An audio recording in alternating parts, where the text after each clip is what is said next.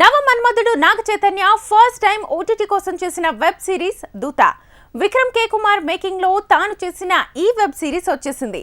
అలానే ఈ వారం థియేటర్స్ లో అధర్వ అంటూ లో బడ్జెట్ ప్రయోగం వచ్చింది. ఇంతకీ యానిమల్ లాంటి మూవీ సందడి పెరిగిన టైంలో మిగతా ప్రయోగాలు ఎంతవరకు గట్టెక్కాయి? Take a look. నవ మన్మధుడు నాగ చైతన్య, ప్రియా భవానీ శంకర్, పార్వతి తిరువోతు, ప్రాచీ దేశాయ్ ఇలా భారీ కాస్ట్ తో తెరకెక్కిన వెబ్ సిరీస్ దూత. ప్రయోగాల దర్శకుడు విక్రమ్ కే కుమార్ ఈ దూతని ముందుగా సినిమాగా ప్లాన్ చేసి తర్వాత వెబ్ సిరీస్ గా మార్చాడు. మొత్తానికి ఈ వెబ్ సిరీస్ తో Naga Chaitanya first time OTT మీద దండెత్తాడు. ఓ జర్నలిస్ట్ చీఫ్ ఎడిటర్ స్థాయికి ఎదగటం, అదే సమయంలో వరుసగా విషాదాలు చోటు చేసుకోవటం, ఆ విషాదాలన్నీ ముందుగానే ఓ వార్తాపత్రికల్లో హింట్స్ గా దొరకటం, ఫైనల్ గా వీటన్నింటికీ లింక్ తో పాటు కారణం వెతకటం.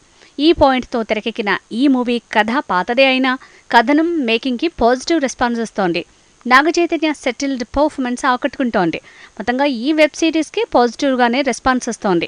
8 ఎపిసోడ్ల దూత వెబ్ సిరీస్ ప్రతి ఎపిసోడ్ ఎంగేజింగ్ గానే ఉంది. మొత్తానికి Naga Chaitanya first web series బానే కలిసొస్తోంది.